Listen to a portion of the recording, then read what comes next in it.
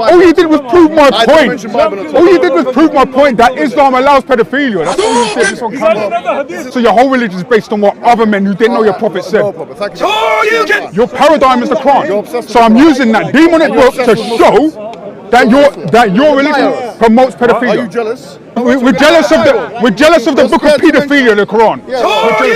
Even you admitted it's pedophilia, so come on. Even though the Quran says itself that it's a light to all men and it's a clear guidance, 2:2, and also it's clear.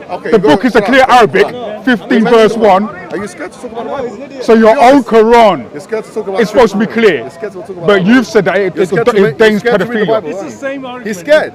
He's scared to You even said read his own your book. clear Quran that your God is saying is clear ordains pedophilia. That's what we got you on camera. Hold on, you can have Let me ask sex you a with question. the You're a people. Christian. Oh man, this is boring, man. What's going on? No, it's boring when we go to the juice of the matter. No, it's boring when you're not bringing a point. Okay, let me ask you a question.